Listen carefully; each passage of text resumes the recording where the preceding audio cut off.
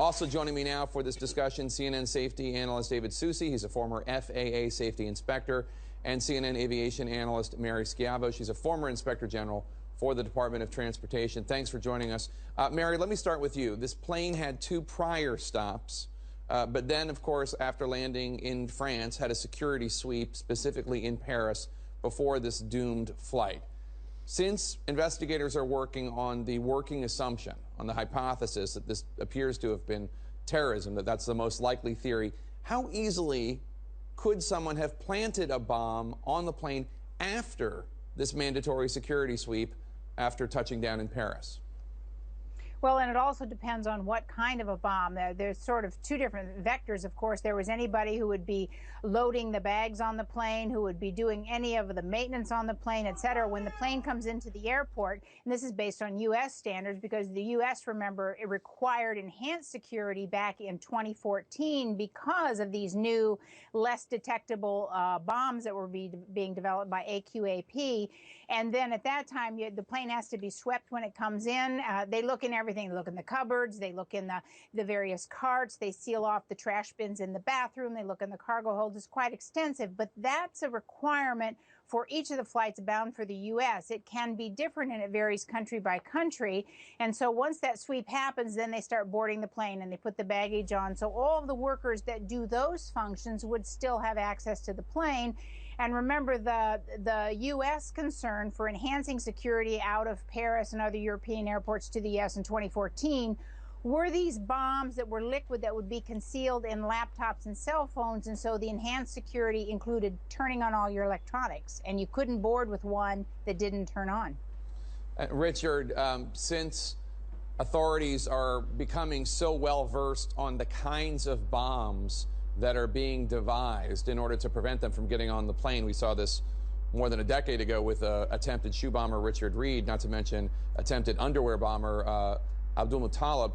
If there were a device brought onto the plane, are there specific places where it would be more damaging?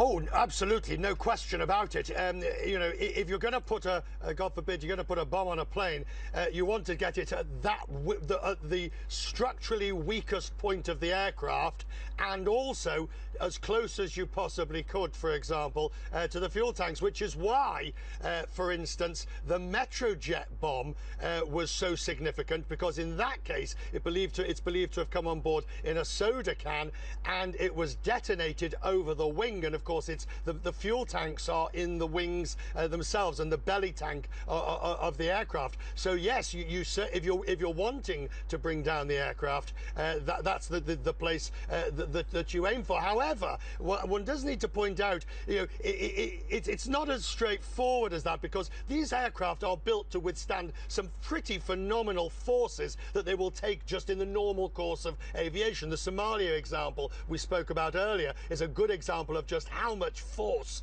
they can take. But if you blow up the fuel, that's a different matter. In the case of the aircraft, this plane went to Eritrea and it went to Tunis, and it then went back through Cairo, where it should have been swept and sealed before going up to Paris. And since it was in an EU airport, entering an EU airport from a non-EU destination, it should have been swept, and all the cupboards, panels should have been resealed by the crew who would have inspected them. This is what European airlines would have done before the plane would have departed. So the aircraft itself is one aspect to it, Jake. The question, as Mary rightly points out, what passengers or others may have put on the aircraft is something else. And David, go into more detail, if you could, about what exactly is happening to that airplane after arriving from a non-EU country into Paris during that security sweep. How extensive would that be?